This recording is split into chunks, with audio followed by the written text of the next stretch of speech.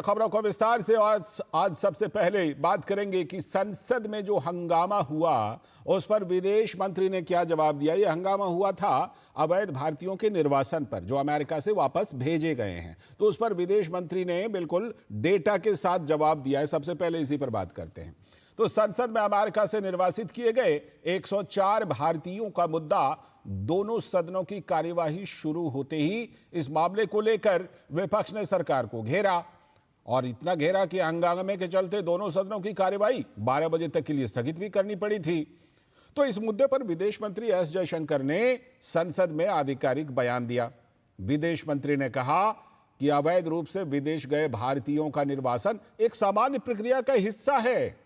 पहले भी अवैध रूप से विदेश गए भारतीयों का हो चुका है इसी तरह से निर्वासन। उन्होंने पूरा डेटा दिया है, वो डेटा हम आपको थोड़ी देर में दिखाने वाले भी हैं। उन्होंने साथ ही कहा कि यह सभी देशों का दायित्व है कि अवैध प्रवासियों को वो वापस ले और भारत को यह दायित्व निभाना पड़ेगा। कुछ उदाहरण भी दिए। पिछले साल बाइडेन सरकार ने भी करीब 1100 यानी 1100 अवैध प्रवासियों को भारत वापस भेजा था। और इतना ही नहीं, भारत में जब यूपीए की सरकार हुआ करती थी तो उस दौरान भी अमेरिका ने सैकड़ों अवैध प्रवासियों को वापस भेजा था। जो डंकी रूट से अमेरिका गए हुए हैं यानी कि गलत तरीके से, वो सभी देशों के, सिर्फ भारत के ही नहीं, सभी देशों के जो अवैध प्रवासी हैं उन पर ट्रंप सरकार का सख्त रुख है। सभी को भेज रहे हैं वो। इस बार जो भारत वापस भेजे गए हैं अधिकतर भारतीय, वो दरअसल कनाडा जाने की अवैध कोशिश में अमेरिका पहुंच गए थे। तो यह करारा जवाब दिया है विदेश मंत्री ने डेटा के साथ। और इस बीच प्रधानमंत्री नरेंद्र मोदी आज राज्यसभा में राष्ट्रपति के अभिभाषण पर हुई चर्चा का जवाब देने वाले हैं। लोकसभा में तो मंगलवार को ही प्रधानमंत्री नरेंद्र मोदी धमाकेदार जवाब दे चुके हैं राष्ट्रपति के अभिभाषण पर चर्चा का। आज राज्यसभा में देने वाले हैं।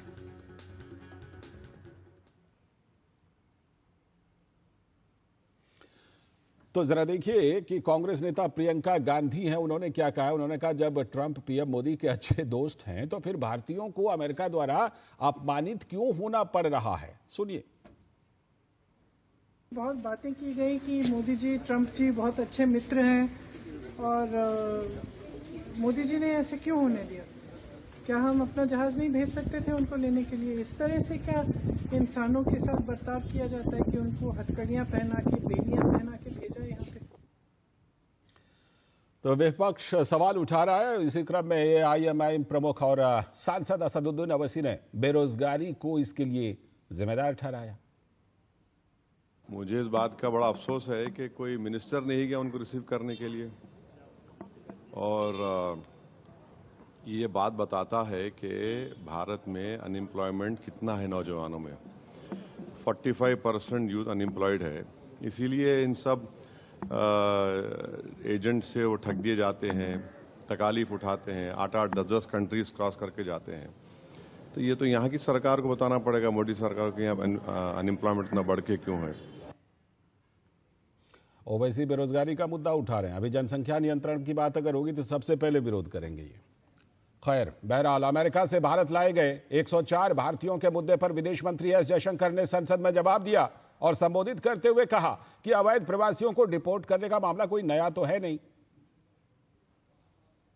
The process of deportation is not a new one. I repeat, not a new one, and has been ongoing for several years. I would like to share with the House details of deportation from the United States since 2009. Their numbers, years-wise, as available with our law enforcement authorities, is as follows. 2009, number of deportees 734. 2010, 799. 2011, 597. 2012, 530. 2013, 515. 2014, 591. 2015, 708. 2016, 1303. 2017, 1024. 2018, 1180. 2019, 2042. 2020, 1889. 2021, 805. 2022 862, 2023 617, 2024 1368, 2025 104. तो विदेश मंत्री ये जो data दे रहे थे, ये हम आपको थोड़ी देर में अपने टेलीविजन स्क्रीन पर दिखाने वाले भी हैं कि कब कब कितने भारतीयों का, अवैध भारतीयों का निर्वासन अमेरिका ने किया है।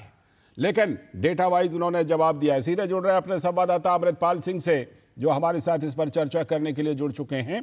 अमृत, पूरे डेटा के साथ विदेश मंत्री ने जवाब दिया। अब सवाल ये उठता है कि जो आपसी समझौता है उसके तहत एक तो पहली बात यह कि सिर्फ भारतीयों का निर्वासन तो हो नहीं रहा, सिर्फ भारतीयों का डिपोर्टेशन हो नहीं रहा। जो भी अवैध रूप से अमेरिका में गए हैं, ट्रंप सरकार ने एक फैसला लिया है और उनका वो डिपोर्टेशन कर रहे हैं। और कहीं ना कहीं हम एग्रीमेंट से बंधे हुए हैं। कोई भी देश, भारत या कोई भी देश, इससे इनकार कैसे कर सकता है कि वो अवैध प्रवासियों को वापस ना ले?